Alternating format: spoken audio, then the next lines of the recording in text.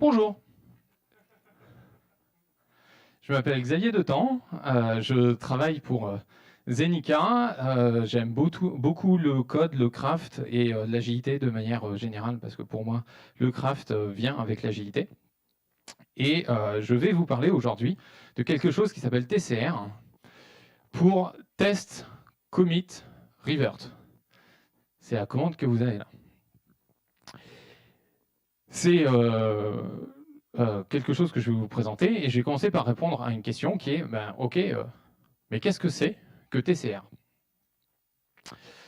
Alors, TCR, c'est quelque chose qui a été inventé par 3 personnes, dont le nom est écrit ici et que je ne vais pas prononcer par respect pour eux. Et ces 3 personnes-là ont inventé TCR pendant un workshop qu'ils ont fait avec Ken Beck, suite à quoi Ken Beck a écrit un article qui fait que TCR a été connu, parce que c'est Ken Beck qui a écrit un article sur le sujet, donc tout le monde s'y intéresse. Alors vous allez me dire, mais ok, à quoi ça ressemble? Ça ressemble à ça. En haut, vous avez TDD, en dessous, vous avez TCR. C'est 2 workflows de travail. Et le diagramme que vous avez ont été écrits par Raquel Carmena. Donc en TDD, c'est un workflow de travail qu'on connaît assez bien. On commence par écrire un test, runner le test. Si le test est vert, on revient à l'étape d'écrire un test pour essayer de comprendre pourquoi le test est vert et éviter d'écrire un test qui ne sert à rien. Puis, une fois qu'il passe au rouge, on écrit le minimum de code possible pour arriver à faire passer ce test. Si jamais le test est rouge après ce morceau de code, on écrit plus de code ou mieux pour arriver à faire passer le test. Une fois que ça passe, on commit. Petite parenthèse, quand il y a écrit commit ici dans les slides, il faut comprendre, si vous faites du Git, commit and push. C'est le commit, je partage mon code avec mes copains. Ça aura une importance un petit peu plus tard. Et puis, est-ce que je peux écrire le code plus simplement? Est-ce que je passe en étape de refactoring? Et si oui, auquel cas je refactor mon code. Si jamais il est rouge, je refactor un peu plus jusqu'à arriver à rester vert. Et une fois que c'est vert, je peux committer. Ça, c'est TDD. Probablement, vous connaissez. TCR est une alternative à TDD. TDD et TCR sont en première vue incompatibles. Puisque en TCR, l'idée est d'écrire un test, et tout de suite après, le code qui va avec, on n'a pas lancé le test encore, on lance les tests, et si jamais il est rouge, on revert le code, donc on perd tout le code qu'on a écrit depuis le dernier commit, à savoir le code de production et le code de test. Et si jamais il passe au vert, on commit. Et pour la refacto, c'est la même chose, on fait un refactoring, soit c'est vert et on commit, soit c'est pas vert et on perd notre code. Alors on va faire une petite démo. Cette démo-là, j'ai besoin qu'elle tienne sur un slide, et j'ai besoin d'un exercice simple. Donc j'ai choisi un exercice qui est le FizzBuzz, qui est relativement simple. Et vu que j'ai besoin que ce soit concis, je l'ai écrit en Haskell. Donc, un petit exemple. J'ai le morceau qui est coupé ici, mais c'est pas bien grave. Donc je parle de FizzBuzz, et ce que je dis, c'est que FizzBuzz de 3, ça devrait être Fizz. Ça, c'est mon test. Et je ne lance pas encore mon test, et j'écris mon code de prod. Par exemple, FizzBuzz de 3, c'est Fizz. Je lance mes tests, ça passe, et du coup, ça commit. Vous voyez que là, maintenant, c'est apparu en blanc. Tout ce qui est en vert, c'est ce que je rajoute, et en blanc, c'est ce qui a été commité. Et donc, du coup, je rajoute du code. Un test, par exemple, FizzBuzz de 6, ça doit aussi être Fizz. Je modifie mon code, je lance mes tests, c'est commité parce que c'est passé. Un autre exemple, FizzBuzz de 5, ça doit faire buzz, j'écris le code qui va avec, je lance mes tests, c'est rouge, et du coup j'ai perdu mon code. Pourquoi est-ce que c'était rouge? Parce que je m'étais trompé dans l'ordre dans lequel j'avais déclaré mes fonctions. Donc je réécris mon test, cette fois j'écris la bonne version de mon code de production qui est ici, je lance mes tests, c'est vert, c'est commité. Fin. Vous connaissez TCR? C'était pas bien compliqué. Alors, en vrai, il y a quelques réflexions que vous avez déjà probablement commencé à avoir.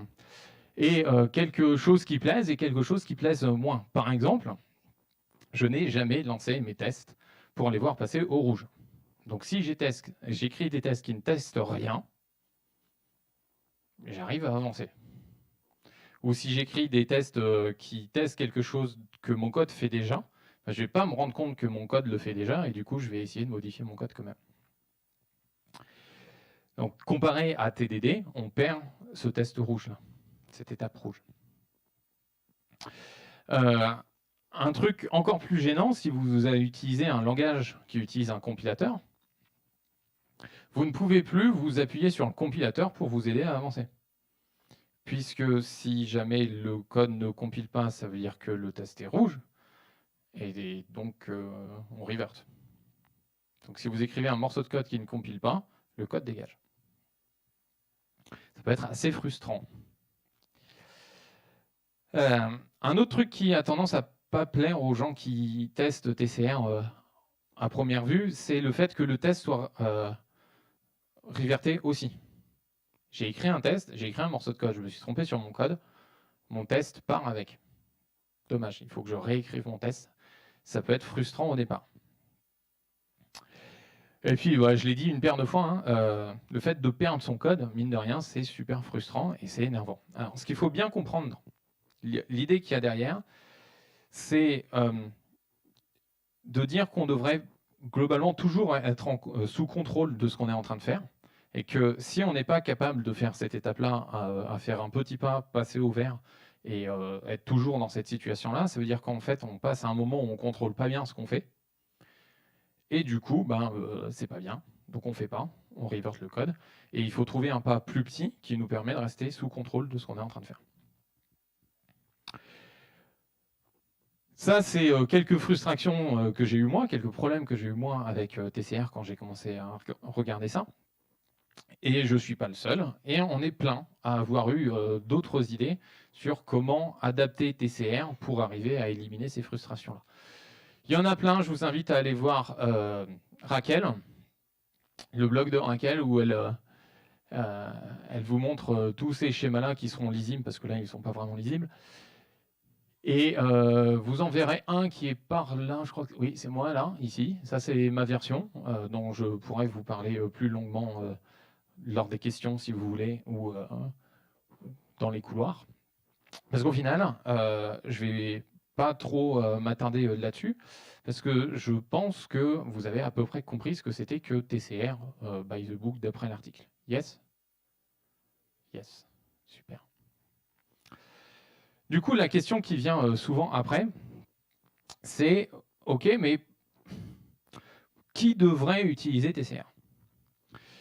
Et pour essayer de répondre à ça, j'ai envie de vous dire, c'est TCR est à utiliser si vous avez envie de vous rapprocher d'un workflow de type Limbo, tout en ayant conscience que les feedbacks sont mappables sur la matrice d'Eisenhower. Ok, alors on va poser une autre question. Pourquoi est-ce que ça a été créé et pourquoi est-ce qu'il s'est intéressé à ce sujet-là, Ken Beck? Alors Ken Beck, ce qu'il faut voir, c'est qu'il a travaillé un certain temps dans un open space qui ressemble à ça, qui est l'open space de Facebook. Et à Facebook, ils ont des milliers de développeurs qui travaillent tous sur globalement la même base de code. Et la question, c'est comment est-ce que je fais pour que ces personnes-là arrivent à se synchroniser et éviter un maximum de se marcher sur les pieds les uns les autres. Et une idée qu'il a eue il y a quelques années maintenant, même décennies, c'est de dire qu'on devrait avoir un workflow de travail qui est orienté autour du fait que on ne devrait faire que des petits commits qui ne devraient pas trop causer de problème. Ils sont tellement petits que de manière évidente, ils ne causent pas de problème. Et l'idée est de trouver des tout petits commits comme ça et faire des tout petits pas pour arriver à ne jamais causer de problème. Et du coup, si tout le monde fait ça, tout le monde peut partager des tout petits pas les uns derrière les autres. Et on évite de se marcher dessus et on évite de casser la prod, ce qui est bien. Suite à ça, il est venu avec une idée qui est le limbo, le workflow limbo. Il l'a appelé Limbo à cause de ce jeu-là, que vous connaissez très probablement, qui consiste à avoir une barre et à chercher à passer en dessous de la barre. Et puis à chaque fois que vous y arrivez, on descend la barre jusqu'à ce que vous y arrivez plus. Alors moi, j'y arrive plus à peu près à cette hauteur-là.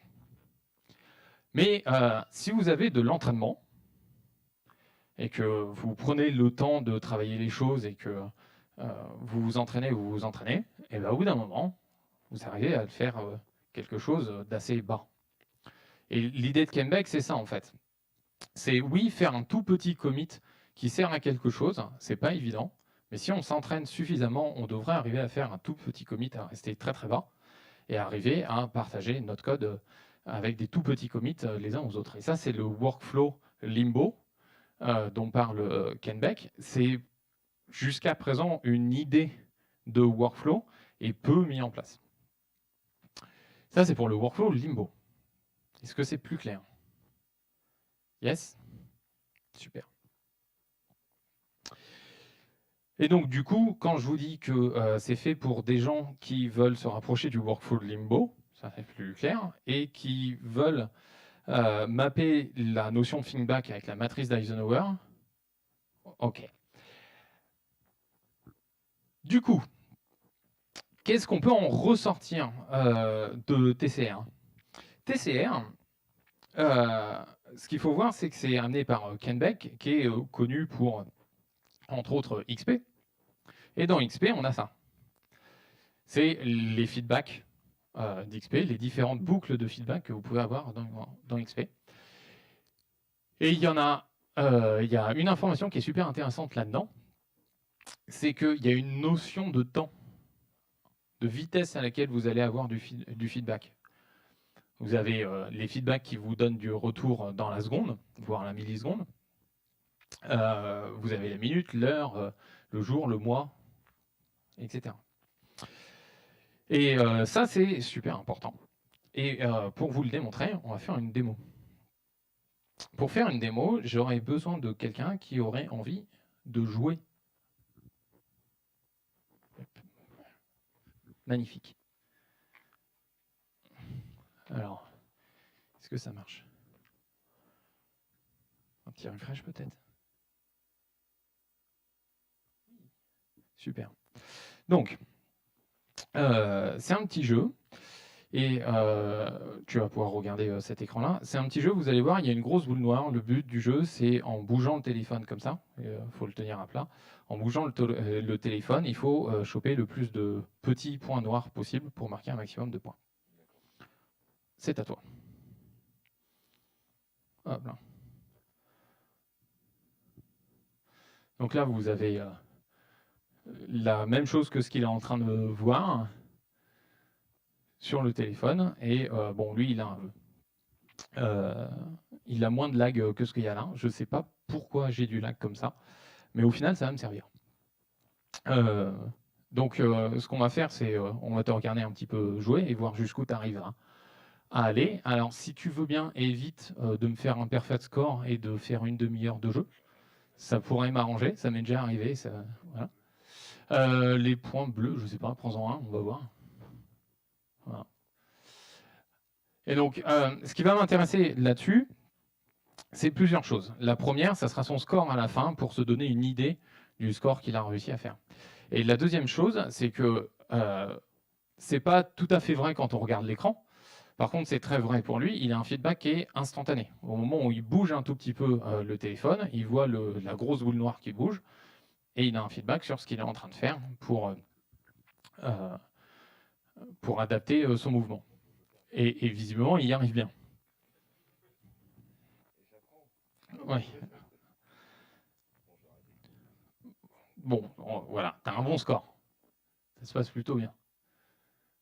Et c'est fini. Ok. Donc, attends, je vais encore avoir besoin de toi. Donc là, on a un feedback qui était qui était instantané pour lui.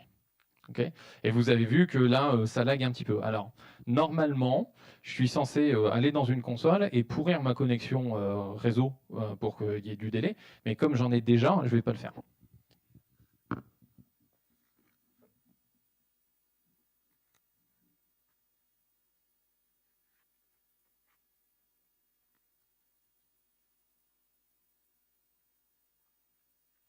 refaire le même jeu. On va refaire la même partie. Hop, si on y arrive, voilà. Mais cette fois-ci, tu ne vas pas pouvoir voir l'écran. Et donc, il va falloir regarder cet écran-là pour jouer. Quand tu veux.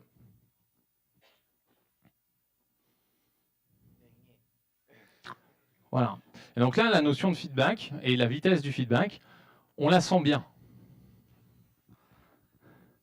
Voilà, donc 135 sur le score précédent, il faut faire mieux. Loupé, dommage. Voilà. Merci. Vous pouvez applaudir.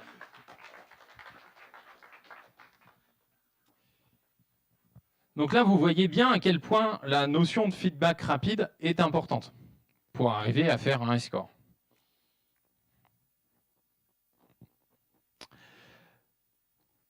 Et donc, un avantage, du coup, un intérêt à TCR, une fois qu'on a compris ça, c'est que vu qu'on veut faire des tout petits pas les uns derrière les autres, à chaque fois qu'on fait un petit pas, on va lancer les tests et puis regarder si tout va bien.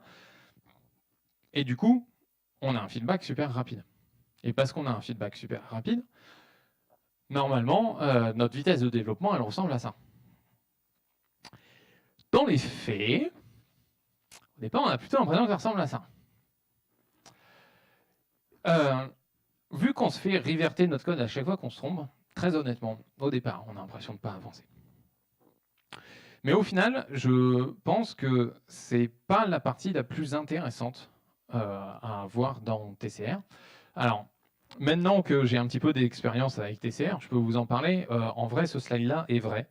C'est-à-dire qu'aujourd'hui, sur le projet sur lequel je suis, on travaille en TCR et on va vite, voire très très vite en fait. Mais au départ, on a vraiment l'impression de ne pas avancer. Mais quand on parle de feedback, du coup, on parle de vitesse à laquelle on a le feedback. C'est le diagramme qu'on a vu juste avant, qui était en rond, qui est aplati. Et je l'ai aplati parce que je pense que on loupe au moins la moitié de la big picture quand on fait ça. Je pense qu'il y a au minimum un deuxième axe qui est l'axe de l'intensité du feedback. Et du coup, ça nous donne un cadran. Et on va regarder ce cadran-là de manière un peu plus précise en prenant des exemples. Juste avant ça, vous avez une autre matrice qui s'appelle la matrice d'Eisenhower, qui vous parle de choses qui sont urgentes et non urgentes, et non importantes et importantes.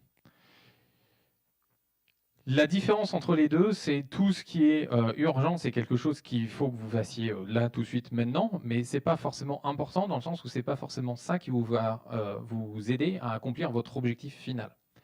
Eisenhower, c'était un militaire. Sa manière de le dire, c'est tout ce qui est urgent, c'est comment gagner la bataille. Tout ce qui est important, c'est comment gagner la guerre. Okay.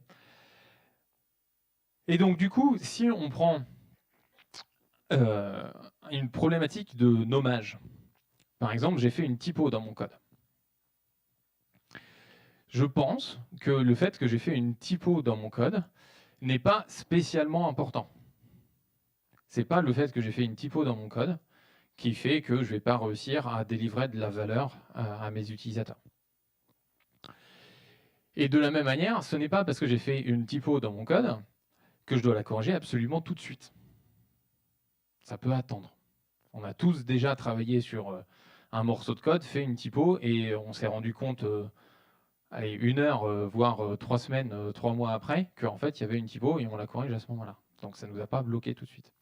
Et donc je pense que c'est intéressant dans ce genre de cas d'avoir un feedback qui peut être lent, c'est pas grave, et qui soit doux, et non pas violent ou fort. Par exemple, je peux avoir lors d'une code review quelqu'un qui vient me voir en me disant voilà, j'ai regardé le code et puis au final il y a une typo là, je te propose qu'on la corrige et qu'on inverse les 2 lettres. Très bien. On va prendre un autre exemple sur le nommage aussi, où cette fois-ci j'ai tapé quelque chose un nom qui est mais beaucoup trop long. Est-ce que c'est important? Pas tant que ça. Je peux travailler avec quelque chose qui est long et délivrer de la valeur avec un nombre de variables qui est beaucoup trop long. Par contre, est-ce que c'est urgent? Potentiellement, oui. Si je suis en pair programming, le fait de devoir taper ce nom super long peut être un problème, ou peut-être que ça prend juste trop de place sur mon écran et au final on ne voit pas la fin de la ligne, etc. Et donc du coup, ou juste ça ennuie la personne avec qui je pair programme, et cette personne-là peut me faire un retour rapide en me le disant tout de suite, ce nom-là est trop long pour moi, et je te propose tel autre nom si tu as envie. Et du coup, avoir un retour un petit peu plus sympathique, un peu plus gentil. On va encore dans un autre cadran, toujours avec du nommage. Et on va prendre le cas où j'ai nommé quelque chose qui ne révèle pas l'intention qu'il y a derrière le code. Est-ce que c'est important? Oui, c'est important. Je vais potentiellement devoir modifier ce code-là et au minimum le relire plus tard. Le fait que ça ne révèle pas l'intention que j'avais quand j'ai codé est un problème et va me ralentir plus tard. Donc est-ce que c'est important? Oui. Est-ce que c'est urgent? Pas tant que ça. Je peux vivre un certain temps avec un nom qui ne révèle pas l'intention. On a tous donné des noms de variables complètement pourris et fini par les corriger. Parfois pas. Mais on peut travailler un certain temps avec des noms qui ne révèlent pas forcément l'intention. On va en prendre encore un autre. On imagine un problème de nommage où là, on a un conflit de noms. J'ai nommé deux variables de la même manière. Est-ce que c'est urgent? Oui. Mon code ne compile plus et ça ne veut plus rien dire. Est-ce que c'est important? Oui, parce que ça ne compile plus et du coup, ça ne peut plus être livré. Et là, j'ai un retour qui est très violent. Je n'ai pas donné l'exemple juste avant, mais là, j'ai un retour très violent qui est le compilateur qui me dit non, ça ne compile pas et corrige. Dans ce cadre-là, ici, on peut parfaitement imaginer que pendant une code review, ce soit quelqu'un qui refuse de merger une pull request, par exemple, le temps qu'on trouve un nom correct pour cette variable-là. Ce ne sont que des exemples, mais c'est pour vous donner des idées. On va retourner sur notre histoire d'avion. Donc pour rappel, c'était au début de mon talk sur cet avion du 10 juin 1990. Et pour comprendre qu'est-ce qui s'est passé, en fait, il faut remontrer le 8 juin 90, 2 jours avant, où le chef de la maintenance trouve que ça serait bien de changer les vis du pare-brise.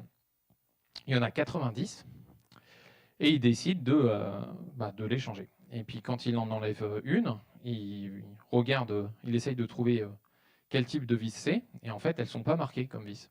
Donc du coup, en regardant de loin, mesurant comme il peut, il en déduit que c'est une vis de type A211-7D. Et puis, du coup, il va à l'entrepôt pour récupérer ces vis-là, et il en a besoin de 90, il en reste 5 dans l'entrepôt. Du coup, il décide d'aller dans l'entrepôt de secours. Dans l'entrepôt de secours, c'est pas bien éclairé. Il se rend compte qu'il a oublié ses glaces. Et en plus de ça, ils se sont rendus compte en faisant l'enquête que de toute façon, les noms qui étaient écrits n'étaient pas les bons.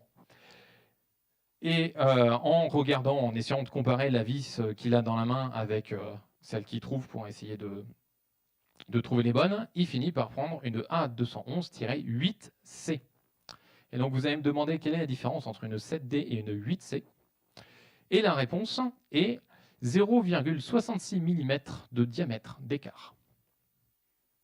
Autant dire qu'il n'était pas prêt de le voir. Au final, il prend ces vis-là, il change, et vu qu'il y a 0,6 mm en moins, au moment où ils sont montés et qu'il y a eu de la pression à l'intérieur de l'avion, au final, il y a eu suffisamment de pression pour faire dégager les vis, et le pare-brise qui est parti avec. Alors, ce qu'il faut savoir, c'est qu'en plus de ça, il a, à cette époque-là, changé les vis du pare-brise de l'avion et classé comme tâche non critique dans le manuel de maintenance de l'avion. Et donc une tâche non critique, qu'est-ce que ça amène? Ça amène que si jamais c'est le chef de la maintenance qui le fait, il n'y a pas besoin que quelqu'un d'autre passe derrière. C'est-à-dire que toutes les autres tâches, si ce n'est pas le chef de la maintenance qui le fait, il faut absolument que le chef de la maintenance aille vérifier et globalement fasse une revue. Mais si c'est le chef de la maintenance qui le fait, du coup, pas de problème. Et comme c'était lui, personne n'a revu ce qu'il avait fait. Et du coup, on en est arrivé à l'histoire que je vous ai indiquée juste avant. Encore une fois, il n'y a pas eu de mort. Petite parenthèse, c'est un bon exemple du principe de substitution de Kliskov. Il y a des substitutions qui sont meilleures que d'autres. Au final, ce que je pense, c'est que ce qui s'est passé, c'est tout simplement que cette tâche-là était vue dans le mauvais cadran du feedback. C'est-à-dire que c'était vu comme quelque chose de pas vraiment important et pas spécialement urgent. D'ailleurs, il y avait plusieurs chefs de maintenance qui avaient laissé passer cet avion-là comme ça avant. Lui avait décidé de le faire. Et c'était pas important d'après le manuel de maintenance de l'avion. Et je pense qu'en vrai, c'était important. C'est quand même le pare-brise de l'avion. Donc je pense que c'est quelque chose qui est important. Au final, ils ont même revu le manuel après l'incident pour dire qu'en fait c'était important. Donc confirmation. Toujours non urgent. On peut voler avec des vis qui sont un petit peu vieilles, mais par contre quand on les change, on le fait bien. Et au final, parce qu'ils se sont trompés de cadran entre les deux là, le feedback qu'ils ont eu, il est plutôt dans ce cadran-là, avec l'histoire que je vous ai racontée juste avant. Et je pense que si on évalue une tâche et qu'on sous-estime l'importance ou l'urgence de la tâche, on se retrouve à partir dans un autre cadran qui va donner un feedback différent de celui que la tâche mériterait. Et du coup, j'ai essayé j'ai jeté dans ce cadran-là des pratiques de développement. Quand je dis jeter là-dedans, n'essayez pas de forcément être d'accord avec ce que j'ai fait. Okay, je les ai mises là, c'est mon ressenti sur ces pratiques-là et sur la manière dont ça donne du feedback. Donc, par exemple, je pense que les code reviews, c'est des choses qui ont tendance à arriver tard et qui sont bien pour traiter des choses qui ne sont pas forcément très importantes. Okay. Par contre, laisser la production cracher est un feedback. C'est une manière d'avoir du feedback. La production a craché, on a fait quelque chose de pas bien. C'est un feedback. Et je pense que pour les choses qui sont pas urgentes, mais potentiellement importantes, puisque ça crache la prod, ça peut être une manière d'avoir du feedback qui peut être entendable. Je vous donne un exemple. Vous créez une application, vous avez 4 utilisateurs, vous décidez que votre architecture n'est pas scalable, vous mettez en prod, ça marche, c'est utilisé par 4 utilisateurs, et le jour où vous avez 200 utilisateurs, vous savez que ça va cracher. Ça sera votre feedback. Mais vous pouvez à ce moment-là anticiper ça et accepter que si vous vous êtes trompé, le feedback c'est que l'application crache. Et si vous ne vous êtes pas trompé, vous avez le temps de réagir. Et quand vous avez votre base d'utilisateurs qui augmente, vous faites le refactoring qui va bien pour que votre application soit ce cas-là. Il y en a deux, je vais en prendre 3, allez. Le pair programming. Le pair programming, je considère que c'est intéressant de l'utiliser pour avoir un feedback qui est rapide, parce qu'on est en train de travailler à 2 ou à plus. Le mob programming, pair programming, je le mets au même endroit. Donc, feedback rapide et feedback doux. C'est une interaction avec des humains. Contrairement à des feedbacks rapides, mais plutôt violents, comme le compilateur, le TDD, et très violent, le TCR. Et quand j'ai jeté sur le papier ça, il y a un truc dont je me suis rendu compte qui me plaît beaucoup, qui est qu'au final, si vous regardez, tout ce qui est marqué comme important et du coup feedback violent, fort, vient de la part d'une machine et jamais d'un humain. Alors que les feedbacks doux, c'est tout ce qui consiste à avoir des interactions avec les humains. Et je pense que c'est très important. Est-ce que du coup, le mapping entre le feedback et la machine d'Eisenhower, c'est plus clair? OK. Du coup, on passe à la suite. Donc on a vu la matrice d'Eisenhower, on a vu le limbo, et donc on va pouvoir répondre à la question de, OK, qui devrait essayer ça? Et donc Aristote, dans l'Antiquité, était connu évidemment pour sa philosophie. Et entre autres, à l'époque, philosophie, physique, tout ça s'est mélangé. Et il fait ce que nous, on appelle de la physique aujourd'hui, et parle du monde qui a 4 éléments, le feu, la terre, l'eau et l'air. Et à partir de ça, il explique pourquoi est-ce que quand je prends quelque chose et que je le lâche, ça tombe. Quand je prends une pierre, je la lâche, elle tombe. Et la raison pour laquelle il se passe ça, c'est que quand je tiens la pierre, il y a une force violente, c'est moi qui applique la force sur la pierre, c'est une force violente. Et quand je lâche la pierre, les forces naturelles reprennent le dessus parce qu'il n'y a plus de force violente qui s'applique. Et du coup, la pierre qui est composée de terre veut rejoindre la terre, force naturelle. Et donc la conséquence de ça, c'est que si je monte sur le mât d'un bateau, tout en haut, avec une grosse pierre, que le bateau avance et que je lâche la pierre, vu que j'ai arrêté d'appliquer une force violente, elle tombe en ligne droite. Comme le bateau avance, c'est-à-dire que la pierre tombe derrière le bateau. Et puis, un jour, quelques centaines d'années plus tard, Galilée se dit « je suis pas sûr ». Et du coup, il décide de tester. Et donc, il va dans un bateau avec un gros caillou, il va en haut du mât, et il fait l'expérience, il lâche, ça tombe au pied du mât. Et donc, ça contredit, par l'exemple, par le test, ça contredit la physique d'Aristote. La suite, vous la connaissez, nouvelle loi physique, en particulier avec Newton. Et on en est là où on en est aujourd'hui, entre autres parce qu'il y a des gens comme Galilée qui se sont dit « je vais aller en haut du mât, lâcher une pierre et voir ce qui se passe ». Il a testé, il y a eu une théorie, il y a des gens qui appréciaient, des gens qui n'apprécient pas. Lui, il faisait partie des gens qui doutaient de la théorie et il est allé la tester. Et moi, ça me fait beaucoup penser, ça, à une citation de Ken Beck, quand il parle de TCR. C'est une citation de son article. Il dit « Je détestais l'idée de TCR et donc il fallait absolument que j'essaye ». Et si je vous ai convaincu par ce talk que TCR c'était vraiment bizarre et que vous n'aimez pas l'idée, je vous invite grandement à essayer TCR. Merci.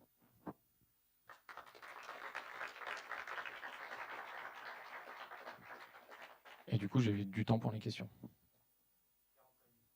45 minutes de questions. Là-bas, il y a une question.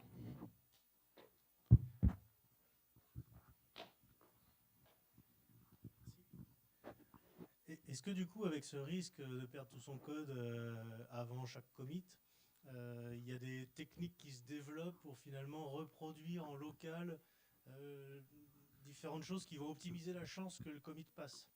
Donc finalement contredire un peu la méthode, pouvoir tricher un peu, mais en local, est-ce que ça passe? Ok, pour reformuler la question, c'est est-ce que, au vu de la pratique et du risque, est-ce qu'il y a des gens qui ont essayé de l'arnaquer et de faire autrement? C'est bien ça la question. C'est ça, on peut.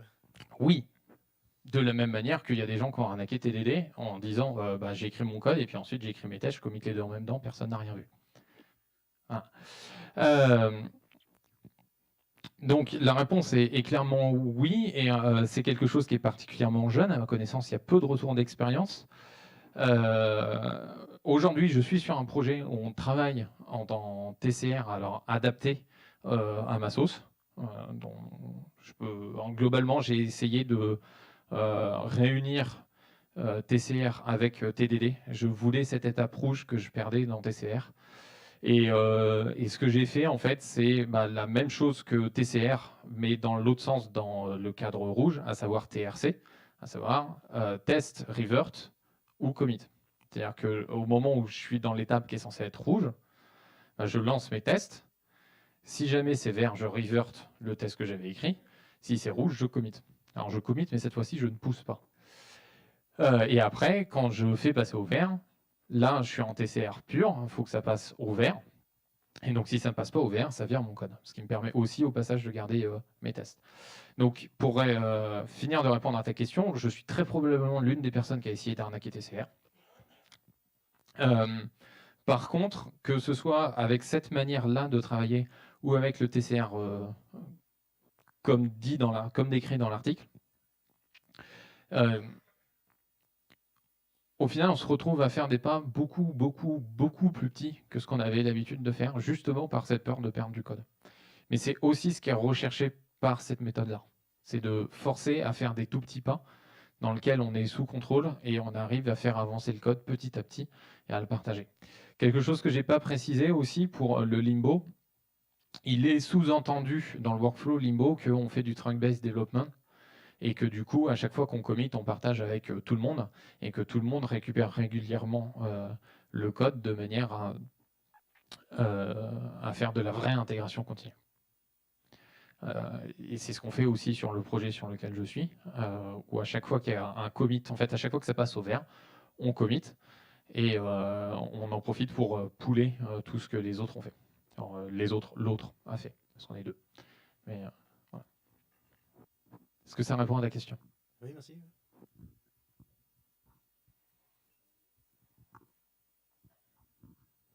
Moi j'ai juste une question, c'est par rapport au front. Est-ce que tu arrives à l'appliquer quand tu fais des développements front ou tu le suggères uniquement pour le back? Je le suggère pour tout. Et oui, on le fait en front aussi. Je grince des dents parce que l'application qu'on utilise est écrite en Angular et c'est un code legacy et du coup à chaque fois que je compile un morceau, en fait je tire toute l'application et j'ai 30 secondes de compilation. Mais c'est pas lié à la pratique TCR en soi. Je ferai du TDD, j'aurai le même souci.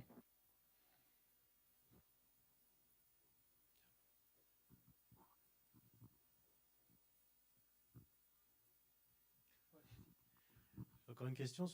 Du coup, ça va quand même faire de nombreux commits par rapport à d'autres pratiques qui peuvent viser à réduire certaines fois les commits. Alors, que ce soit une bonne ou mauvaise chose, c'est un autre débat. Comment on gère l'alimentation automatique de changelog, par exemple, avec autant de commits de si petits pas? Alors, on va rentrer sur les choses que j'ai faites sur mon... Si on prend mon workflow, pour le coup, je peux parler que de celui-là et pas vraiment de TCR, même si ça s'en rapproche.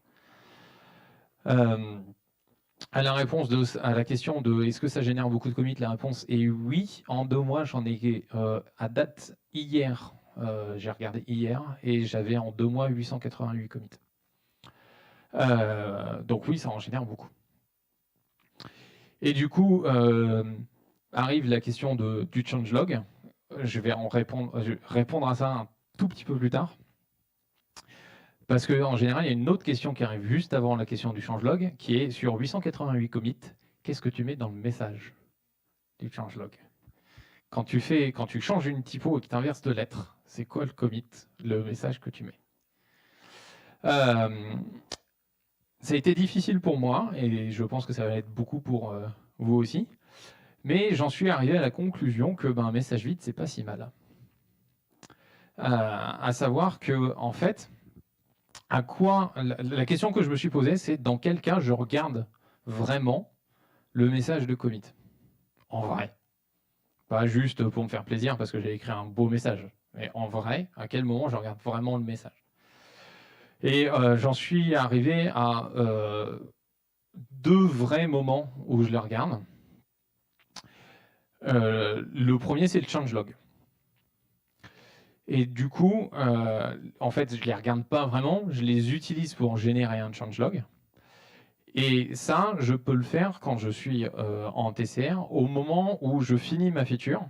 Par exemple, vu que je suis en trunk base, il y a des chances que j'ai du feature flipping. Et au moment où justement je flippe une feature, là j'ai un changelog qui est intéressant parce qu'il est fonctionnel. Donc c'est à ce moment-là où je vais mettre le message pour pouvoir l'exploiter dans le changelog. Parce qu'il y a ça qui est arrivé en plus. Et là, je vais prendre le temps de faire le message qui va bien en disant j'ai cette fonctionnalité-là qui a été écrite, etc. Le deuxième moment où on l'utilise, ou en tout cas on croit l'utiliser, c'est le moment où c'est la merde et on essaye de comprendre mais qu'est-ce qui s'est passé, à quel moment on a merdé. Et pour arriver à identifier quelle est la ligne qui cause problème. Dans les faits, on l'utilise dans un premier temps en regardant de loin, en se disant ça doit être là. Je pense que c'est ce commit-là qui a causé le problème. Sauf qu'on a d'autres outils qui permettent de trouver ça, qui sont encore plus efficaces, comme par exemple Git Bisect. Et avec Git Bisect, il se balade dans l'historique et il est capable de dire voilà, il y a tel commit qui a causé le problème. Et au final, Git Bisect, le Git message s'en fout un peu. Hein. Voilà. Par contre, il va nous donner le commit qui a causé le problème. Et la bonne nouvelle, c'est que comme il nous donne le commit qui a causé le problème et qu'on est en TCR avec des commits qui font 4-5 lignes à chaque fois, c'est facile d'identifier la ligne qui a causé le problème. Et du coup, j'ai fini par faire le deuil d'un commit message sur tous mes commits et de ne mettre des commits messages que sur les commits qui ont un sens fonctionnel vraiment, ou au moment où j'ai besoin d'expliquer quelque chose que je ne suis pas capable d'expliquer dans le code. Parce que si j'écris un commit message qui dit exactement ce que j'ai fait dans mon guide diff, je regarde mon guide diff, j'ai la même information. Deuil difficile, mais qui a été fait.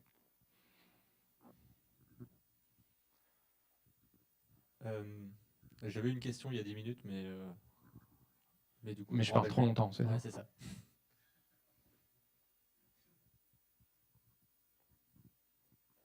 Est-ce qu'il y a d'autres questions?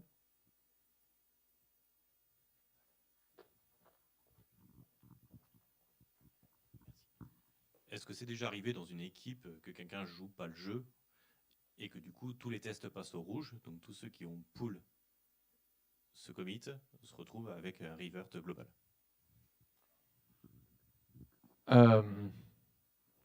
De mon expérience, non, vu que j'ai une grosse expérience d'une équipe de 2 pendant 2 mois. À ma connaissance non plus, parce que l'article il date de 1 an maintenant, donc il n'y a pas grand monde qui s'y est mis, et puis en plus de ça, il y en a beaucoup qui apprécient pas l'idée, donc qui n'essayent même pas. Maintenant, oui, c'est clairement un risque et ça peut arriver. En particulier, ça peut arriver de la même manière que quand on fait du TDD, s'il y en a un qui joue pas le jeu, on peut avoir le même souci, quoi. Par contre, typiquement sur le script que j'ai écrit, au moment où je pull, parce que je fais un pull-push automatique du coup, et au moment où je pull, je relance les tests pour savoir si le code que je viens de récupérer, est-ce qu'il est rouge ou pas, avant que je commence à modifier quelque chose et que je me fasse reverter mon code. Je fais un check de est-ce que tout va vraiment bien, est-ce que le merge s'est vraiment bien passé, pour essayer de minimiser ce problème-là.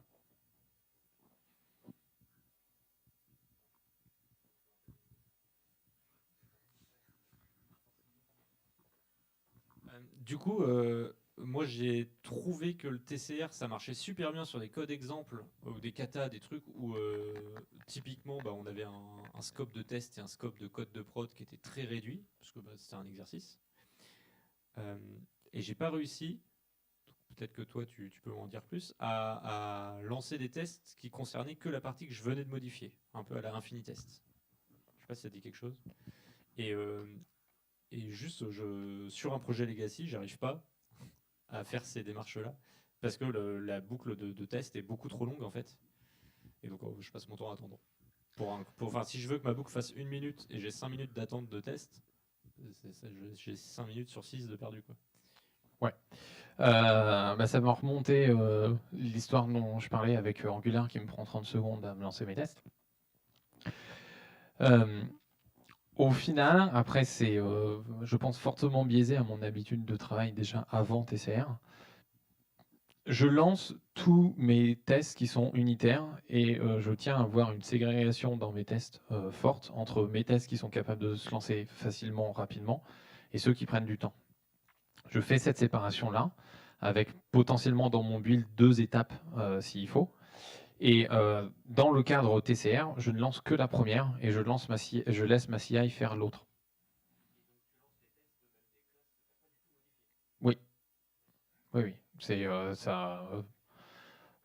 Parce que j'ai pas un outil qui me permet, à l'heure d'aujourd'hui, j'ai pas trouvé d'outil qui me permet de lancer pile poil ce que j'ai modifié et que ça me coûte pas si cher que ça. Aujourd'hui, sur le code sur lequel je suis, donc ça fait 2 mois qu'on est dessus, et le morceau de code qu'on a le plus modifié, donc on est arrivé, il y avait 0 test, ce qui était bien parce que ça nous a évité de prendre du temps à faire la séparation entre ceux qui se lancent vite et ceux qui se lancent pas vite. La bonne nouvelle, c'est qu'ils se lançaient tous super vite. Du coup, bah, on a pu faire la ségrégation nous-mêmes et lancer ces tests-là. Et au final, on a 200 et quelques tests qui prennent 5 secondes à se lancer sur la partie back. C'est acceptable. Ça me coûte moins cher de juste tous les lancer que d'essayer de prendre le temps de trouver l'outil qui fait que ça va passer de 5 secondes à 4. Voilà. Quand je commencerai à prendre 1 minute à chaque fois, voire un peu plus que 30 secondes d'Angular, parce que le problème que j'ai typiquement sur Angular, c'est que le temps dont je parle, c'est le temps de compilation et non pas le temps d'exécution des tests. Mes tests, ils s'exécutent vite, mais j'ai 30 secondes de compilation. Et donc, mon vrai bottleneck, c'est la compilation. Et j'aimerais bien arriver à avoir une compilation plus rapide, sauf que avec les versions que j'ai, je peux pas. Voilà. Donc voilà, séparation entre les tests lents et les tests rapides, et je lance tous les tests qui sont rapides. Et je laisse ma CI lancer les tests qui sont lents.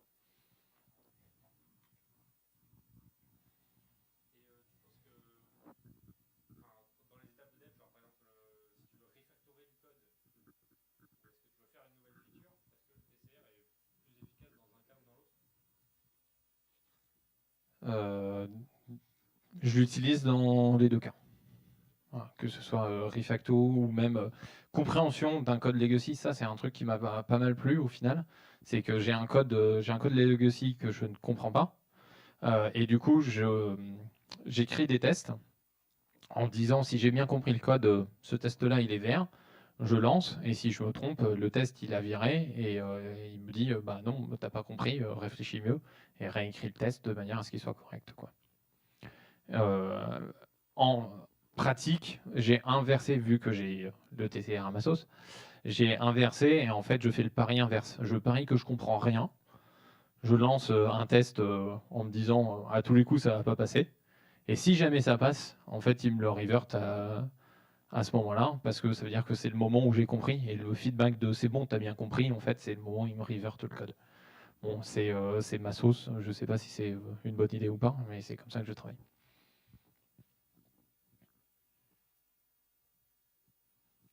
Pas d'autres questions? Non. Merci Xavier. Merci.